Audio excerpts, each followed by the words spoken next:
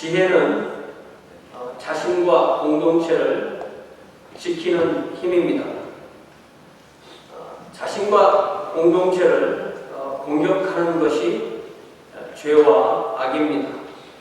죄는 자신이 자신을 공격하는 것이라면 악은 외부에서 들어오는 공격입니다. 우리가 전도서를 함께 나누는 가장 중요한 이유는 하나님이 주시는 이 지혜로 무장하기 위함입니다. 우리가 지혜가 있다면 우리는 죄 그리고 악과 대항하여 싸워서 이길 수 있습니다. 그런데 지혜의 핵심은 자신의 지혜를 의지하지 않는 것입니다. 이렇게 지혜는 역설적인 면이 있습니다. 스스로 지혜롭다고 생각하면 우매합니다. 스스로 우매하다고 생각하면 지혜롭습니다. 스스로 지혜롭다고 생각하면 자신을 의지합니다. 스스로 우매하다고 생각하면 주님을 의지합니다.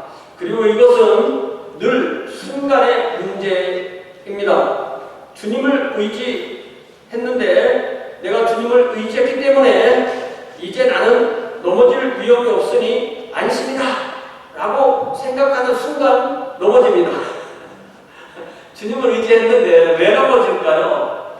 사실은 주님을 의지한 게 아니고 내가 주님을 의지했어 라고 하는 자기 자신을 의지하기 때문에 넘어지는 거죠. 사도 바울은 고린도전서 10장에서 고린도 교회 성도에게 사랑의 마음으로 간절히 권고합니다. 이스라엘 백성이 이집트에서 탈출해서 홍해를 건너서 광야에 도착했죠. 그들은 하나님의 왕국 백성이 되기로 하나님과 계약을 맺었습니다. 그런데도 그들 대다수는 약속의 땅 가나안에 들어갈 수 없었습니다. 그들 대다수를 하나님이 기뻐하지 않으셨습니다. 왜 하나님은 그들 대다수를 기뻐하지 않으셨습니까? 바로 그들의 죄 때문입니다. 사도 바울은 그들이 주로 4가지 죄를 지었기 때문에 스스로 멸망했다고 했습니다. 그 죄는 우상숭배, 음행, 주님을 시험하는 것, 그리고 주님께 원망하는 것, 이렇게 4가지입니다. 사도 바울은 이 광야의 이스라엘 백성은 고린도 교회와 우리를 위한 본복이라고 했습니다. 그러니까 본복이라는 말을 쓸 때 꼭 좋은 본에만 본복이라는 말을 쓰는 것이 아니고 나쁜 본보기도 본보기가 되는 것입니다. 우리는 광야의 이스라엘 백성을 보고 배우고 깨우쳐야 됩니다. 무엇을 보고 무엇을 배우고 무엇을 깨우쳐야 됩니까? 그들이 죄와 악을 즐겨하는 것처럼 우리도 똑같이 한다면 우리도 하나님께 멸망을 당한다는 경고의 음성을 들어야 됩니다. 그래서 우리는 그들처럼 해서는 안 된다는 것을 배워야 됩니다. 우리 누구나 자신을 자만하거나 자신을 자신할 수 없습니다. 난 굳세게 섰어요. 그렇기 때문에 나를 무너뜨릴 존재는 아무도 없어요 라고 말을 한다면 와 대단한 신앙이다. 그렇게 생각이 드세요? 그러나 사도 바울은 제가 주부에서 드린 대로 뭐라고 말씀하셨어요? 그런즉 선줄로 생각하는 자는 넘어질까 조심하라. 그래서 마태복음 14장에 보면은 예수님의 12 제자는 풍랑이 거칠게 있는 갈릴리 호수 한가운데에서 조각배 의지에서 사투를 벌이고 있습니다. 산에서 홀로 기도하시던 주님께서는 급히 그들을 도우시려고 갈릴리 호수물 위로 달리듯이 걸어오십니다. 주님의 제자들의 시야에 주님이 눈에 들어왔지만 그들은 자기들의 주님을 유령이라고 그렇게 생각했습니다. 그러다 주님은 나니 두려워 말라 라고 그들을 안심시킵니다. 그러자 우리 용감한 사도 베드로가 뭐라고 말했어요? 만일 주님이시거든 나를 명하사 물 위로 오라 하소서. 주님께서 그렇게 하라 하시자마자 베드로는 배에서 내려서 물 위에 발을 내딛고 주님을 바라보며 물 위로 조목조목 주님께로 걸어갑니다. 얼마쯤 갔을까요? 주님을 바라보던 베드로의 눈에 풍랑이 들어오자 그는 갑자기 공포가 밀려오면서 물에 빠지기 시작했습니다. 그러자 이 갈릴리 호수에서 잔뼈가 붉어 자라왔던 이 어부 베드로가 주님께 살려달라고 외칩니다. 주님께서 어떻게 하셨어요? 마태복음 14장 31절 32절 보니까 예수께서 즉시 손을 손을 내밀어 그를 붙잡으시며 이르시되 믿음이 작은 자여 왜 의심하였느냐 하시고 배에 함께 오름에 바람이 그치는지라 그랬어요. 여러분, 왜 주님은 물 위를 걷기까지 한 이 베드로를 믿음이 작은 자라고 하셨을까요? 믿음은 우리 자신을 의지하는 것이 아니라 주님을 의지하는 것이기 때문입니다. 주님을 의지하면 심지어 물 위까지 베드로가 걸을 수 있었습니다. 그러니까 믿음의 사람은 자신을 의지하는 것이 아니라 주님을 의지하는 사람입니다. 자신을 의지하지 않고 주님을 의지하는 그 사람이 바로 믿음의 사람입니다. 베드로가 풍랑을 보는 순간 그는 자신의 실체를 발견하고 물속에 가라앉기 시작했습니다. 이렇게 참된 믿음, 참된 지혜는 매 순간 우리 자신이 아니라 오직 주님만을 의지하는 것입니다. 오늘 우리가 읽은 이 전도서 10장 8절에서 15절 말씀의 제목을 우리 미국 목사님이 정해주시는데, 제목이 뭐라고요? 제가 저 영어를 우매자가 몰려온다 이렇게 제가 번역을 했는데, 여러분 저 제목을 딱 보면서 어떤 생각이 드세요? 무슨 우매 좀비들이 몰려오나? 오늘 설교는 나하고는 상관이 없고 난 이미 충분히 똑똑하거든. 아마 우리 남편 정도는 아마 이 설교가 필요할 거야 라고 생각을 만약에 한다면 우리는 지혜로운 사람이 아닌 거죠. 그러니까 더욱더 집중해서 이 말씀에 귀를 기울여 봅시다. 8절에 보니까 함정 파는 얘기를 해요. 우리 어릴 때 땅에다가 함정 파놓고 친구 데려다가 이렇게 거기 빠뜨리려고 해보는 장난 저는 해봤습니다. 여러분들 어떤지 모르겠어요. 그런데 솔로몬은 그런 일을 하면 자기가 판 함정에 자기가 빠진다라고 경고합니다. 그러니까 남을 곤경에 빠뜨리려고 시도하지 않는 것이 참 지혜입니다. 사탄은 거짓의 아비요 처음부터 살인한 자입니다. 우리가 주님의 자녀라면 주님의 심정으로 착하고 고운 마음으로 오히려 그렇게 곤경에 빠진 일을 구하는 것이 참된 지혜입니다. 더 나아가서 솔로몬은 다른 사람의 재산이나 생명에 해를 가하려는 마음으로 다른 사람의 담장에 구멍을 뚫는 사람의 예를 듭니다. 우리는 재산과 생명을 지키기 위해서 많은 방법을 동원합니다. 하지만 공격과 수비에 있어서 공격이 항상 먼저 발전하고 그에 맞춰 수비가 발전하게 됩니다. 우리를 공격해서 우리의 소중한 것을 빼앗으려는 악한 자는 항상 있어요. 그래서 우리는 우리의 재산, 우리의 신원, 우리의 신용, 우리의 생명을 지혜롭게 지켜야 됩니다. 그런데 하물며 우리가 주님의 자녀로서 남의 것을 빼앗으려고 하면 되겠습니다. 솔로몬은 남의 돌담에 구멍을 내다가는 그 안에 숨어있는 독사에게 물려서 큰 위험을 당하거나 심지어 죽을 수도 있다고 공격합니다. 우리는 얕은 뼈를 내고 완벽한 계획이라고 스스로 행복할 수 있습니다. 하지만 우리가 전혀 생각하지 못한 방법으로 주님은 우리의 악한 동기를 드러내실 수 있습니다. 그러므로 진정 지혜롭다면 우리의 동기부터 바르게 하는 것이 진정 지혜입니다. 이제 9절에 보니까 솔로몬은 우리가 정당하게 일상 직업 생활에서 하는 우리의 삶 안에도 항상 위험한 사고를 당할 가능성이 있음을 경고하고 이에 대비하라고 권고합니다. 채석장에서 돌을 떠내는 일을 하는 사람이나 또 산에서 나무를 쪼개어 장작을 만드는 사람이 그 일을 통해서 크고 작은 상처를 입고 심지어 자신과 타인의 생명을 잃게 할 수도 있습니다. 사실 거의 모든 일과 직업에 정도의 차이는 있지만 위험 요소는 항상 있습니다. 또 매일의 삶이 집 안에 있든 집 밖에 있든 언제나 위험할 가능성이 있습니다. 그러니까 위험하니까 어떻게 해야 됩니까? 집에 있으면요, 이불 속에 들어가 있으면 가장 안전한 겁니까? 생각나는 말씀이 있죠. 제가 찾아보니까 저 잠언 22장 13절에 뭐라고 그랬어요? 게으른 자는 말하기를 밖에 뭐가 있다고요? 밖에 사자가 있으니 내가 밖에 나가면 사자한테 찢겨 죽겠다. 이렇게 하고 밖에 안 나가고 집에만 있다는 겁니다.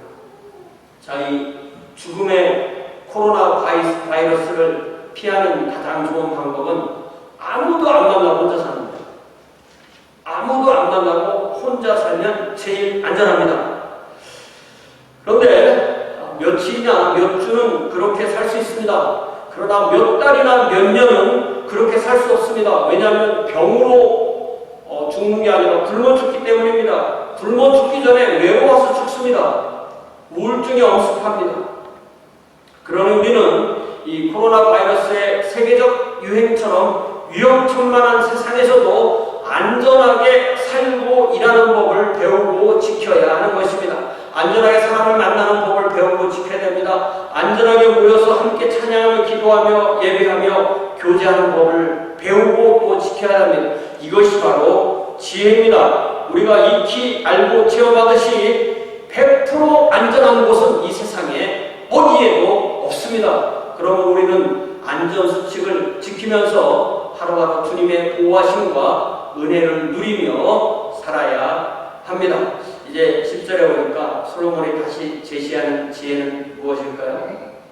지혜도 계속해서 갈고 닦아야 한다는 것입니다. 칼이나 낫이나 도끼같이 무엇을 베거나 자르기 위해서 철로 만든 연장은 사용하다 보면 날이 무뎌집니다. 그 상태로 계속 사용하면 힘도 더 들고 또 오히려 더 위험해질 수도 있습니다. 그래서 그런 도구들을 숫돌에 날을 잘 갈아서 사용해야 합니다. 우리의 지혜도 마찬가지입니다. 내가 이제 이 정도의 지혜를 갖추었으니 이제는 세상에서 내 지혜를 이길 상대가 없고 그러니까 나는 더 이상 지혜를 갖추지 않아도 될 정도라고 생각하다는 큰 코 다칠 수 있습니다. 그러니 우리의 지혜도 주님의 말씀이라는 숫돌에 늘 예리하게 갈아서 나를 세우고 있어야 됩니다. 그래야 죄와 악으로부터 오는 공격을 막아내고 우리 자신과 공동체를 지킬 수 있습니다. 그 예를 솔로몬은 11절에서 아주 재미있는 예를 들어주는데요. 그래서 우리가 이 예를 나오는 것처럼 우리의 지혜를 달고 닦아야 한다고 강조합니다. 자, 술객이 있고요. 그 술객이 쓰는 주술이 있고 그 주술을 쓸 대상인 뱀이 있습니다.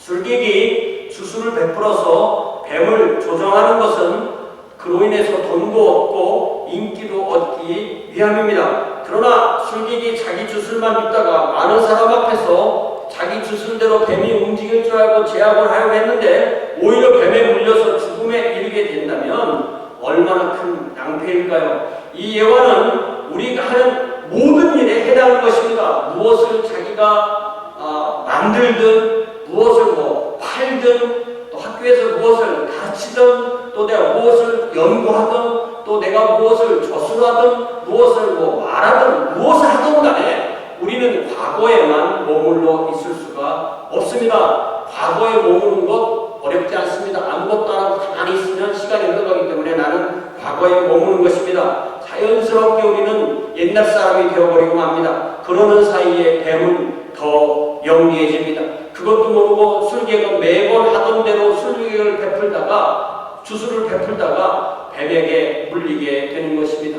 죄도 진화하고 악도 진화하고 병도 진화하고 병균도 진화하고 신종도 생기고 변종도 생기고 합니다. 신종과 변종이 날마다 새롭게 나옵니다. 새로운 것에 새롭게 대처하지 않으면 우리는 꼼짝없이 당하게 됩니다. 그렇기 때문에 새로운 것에 새롭게 대처하는 것도 역시 우리에게 필요한 지혜입니다. 이제 12절부터 보니까 솔로몬은 다시 우리가 하는 이 언어의 말에 주의를 집중하도록 요구합니다. 지혜자의 말과 우매자의 말이 어떻게 다르냐고요? 지혜자의 말은 은혜로운 말을 하고 우매한 자의 말은 자신과 이웃을 해치는 말을 합니다. 지혜자의 말은 아직 하나님께서 개입할 여유를 주지만 우매자의 말은 상대방을 제한해버립니다. 우매한 사람은 이렇게 말해요. 넌 안 돼. 넌 글러먹었어. 너는 폭망이야. 너 이제 실패야. 우리 사랑하는 사람한테 그런 말을 한다면 그게 무서운 말이고 미래를 바꿔버리고 마음으로 엄청난 폭행을 하는 것이죠. 그러나 지혜자라면 어떻게 어떻게 말할까요? 아, 그랬구나. 그래, 한번 실패할 수도 있고 실수할 수도 있지. 우린 다 틀릴 수 있어. 포기하지 마. 주님께서 함께 하실 거야. 다시 해봐. 이렇게 말해 주는 사람이 바로 지혜로운 말입니다. 여지를 두고 주님께서 개입하실 수 있도록 그가 주님을 의지할 수 있도록 도와주는 것입니다. 또 예를 들자면 네가 지금 한 그 행동은 나쁜 거야. 요 말과 너 나쁜 애야. 이 말과 그 다른 말입니다. 그 행동만 뭐라고 하는 것과 너는 나쁜 행동을 했기 때문에 나쁜 애야. 이렇게 말하는 것은 근본적으로 다른 말입니다. 네가 지금 한 말은 거짓말이야. 그건 진실하지 않은 말이라는 표현과 너는 거짓말을 했기 때문에 거짓말쟁이야. 너에게는 진실과 정직이라고는 없어. 라고 하는 표현은 너무나 다른 것입니다. 우리는 그 사람의 행동과 그 사람의 인격을 구분해서 그 행동만 지적하는 것이 지혜로운 것입니다. 그 행동으로 그 사람을 영원히 그러한 사람처럼 평가하는 것이 바로 우매한 자의 말입니다. 우매한 말을 하면 그렇기 때문에 자신도 해치고 또 가족도 해치고 타인도 해치고 공동체를 해칩니다. 지혜로운 말을 하면 자신도 살리고 타인도 살리고 공동체도 살리게 됩니다. 그래 13절에 보니까 솔로몬은 우매한 사람은 우매로 시작해서 우매로 계속해서 나가다가 마침내 얼마나 그 우매가 심하냐면은 미친 지경까지 우매한 행동을 한다는 거예요.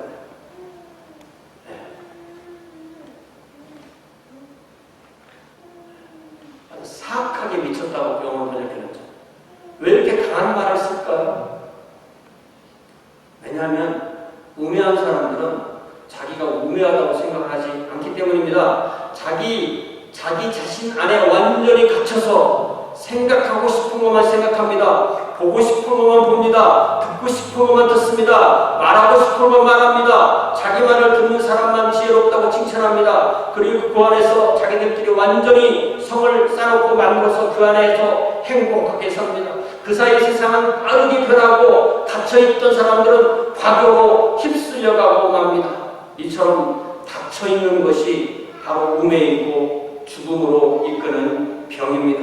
그래서 14절에 보니까 그런데도 우매자는 자신과 함께하는 사람들이 있으니까 계속 말을 하고 퍼나르고 서로 칭찬하고 상대방은 조롱하고 그 안에서 힘과 인기와 돈을 얻어서 그 안에서 행복하게 살게 됩니다. 그러나 솔로몬은 그런 사람들은 말을 많이 하기는 하지만 장래일을 모르고 결국 미래에 큰 일을 당할 수 있다고 경고하고 있습니다. 그래서 우매한 자는 결국 15절에 보니까 수고와 노력을 하면 할수록 계속 자신과 자신의 공동체를 힘을 잃게 하고 지치게 하고 망하게 할 뿐이라고 경고합니다. 우매하면 공동체 전체와 함께 사는 법을 모릅니다. 사랑하는 성도 여러분, 우리는 결코 혼자 살 수 없습니다. 하나님도 혼자 안 사세요. 하나님도 성도, 성자, 성령, 삼위 하나님이 완전한 사랑의 공동체를 이루며 사시는 그 하나님이세요. 그 하나님이 사람을 지으시고 남자를 지으시고 딱 보니까 우리는 셋인데 쟤는 하나야. 남자가 혼자 있는 거, 사람이 혼자 있는 거 보기 안 좋아. 그러시면서 돕는 배필을 지으셨잖아요. 그러니까 개인과 개인이 구분은 돼요. 네. 나는 남편, 너는 아내 구분해야죠. 그죠? 그러나 분리는 안 되는 것입니다. 나는 남편이고 너는 아내로 구분되지만 우리 부부는 분리될 수 없습니다. 나는 김집사고 너는 이집사지만 주님의 교회 공동체는 분리될 수 없습니다. 그래서 우리는 지혜를 장착해야 됩니다. 지혜가 있는 사람만, 지혜가 있는 공동체만 자신을 지킬 수가 있습니다. 우매하면 자신과 공동체를 악과 죄로부터 지킬 수 없습니다. 우매는 자기 자신과 공동체를 악과 죄에게 갖다 바칩니다. 솔로몬은 우매자는 성읍에 들어갈 줄도 알지 못한다. 성읍에 들어가는 그 길을 알지 못한다고 했어요. 그게 무슨 말씀일까요? 결국 함께 사는 법을 알지 못한다. 그리고 혼자의 세상에 갇혀 있다. 결국은 함께 살지 못하기 때문에 죽는다는 뜻입니다. 지혜의 주님은 우리 각자에게 지혜를 주시기를 원하십니다. 그러니까 우리가 주님 앞에 나올 때 늘 우리의 무지와 우리의 우매를 인정하면 주님께서 우리에게 지혜를 주시고 힘을 주시는 줄 믿습니다. 그래서 우리 주님은 마태복음 5장에 보니까 우리의 마음이 말로 나오는 그 사이가 진실해야 되는 거였어요. 마음에 있는 말을 합니까? 아니면 마음에는 예스인데 입으로 노합니까? 이게 무슨 말씀이세요? 제가 중국에서 드렸는데 마태복음 5장 37절에 뭐라고 되어 있어요? 같이 한번 읽어볼까요? 오직 너희 말은 옳다 아니라 하라. 이에서 지나는 것은 악으로부터 나느니라. 이게 우리 한국어 번역이 좀 이게 무슨 말일까 이렇게 생각이 드는데 영화 NIV가 뭐라고 하냐면 simply let your yes be yes. 그러니까 마음에서 yes가 돼 있으면 그것이 겉으로 yes로 나오게 하고 네가 속에 no가 있으면 no가 되게 해라. 그것에서 지나치는 모든 것은 악한 자고 사탄에게서 나오는 것이다. 얼마나 무서운 것입니까? 우리 마음의 생각을 바꾸어서 입으로 말하면 사탄이 주는 생각이라고 말씀하세요. 마음에 그리고 주님께서 우리에게 참으로 지혜로운 사람은 우리의 마음과 우리 말 사이에 정직과 진실을 가지고 있는 그 사람이 바로 지혜로운 사람이라고 말씀하십니다. 마음의 예를 입으로 예로 답하고 마음의 아니오를 입으로 아니오로 답하라고 하셨습니다. 마음에는 예인데 입으로는 아니오라고 답하고 마음에는 아니오인데 입으로는 예라고 답하는 것은 악한 자 사탄에게 속는 거라고 말씀하셨습니다. 참된 지혜는 주님을 따라서 정직하고 진실하게 생각하고 생각한 것을 말하고 말하는 것을 행동하는 것입니다. 그래야 우리의 우매를 품고 주님의 지혜를 의지하며 하루하루 살 수 있습니다. 우리 이제 반주자 집사님 나오셔서 반주해 주시는 동안에 우리의 악, 또 우리의 죄, 우리에게 다가오는 병, 또 우리에게 있는 이 우매함, 이런 것이 정말 좀비처럼 우리를 잡아먹으려고 달려오는 이 세상 가운데서도 주님을 의지하기 때문에 나를 의지하는 것이 아니라 내 자신을 버리고 주님을 의지하기 때문에 주님의 의지함으로 주님께서 주신 지혜로 이 한 주간도 승리할 수 있는 저 여러분 되게 해달라고 주님께 기도하겠습니다. 우리의 우매를 고백하고 지혜를 구합시다. 다 함께 기도하겠습니다.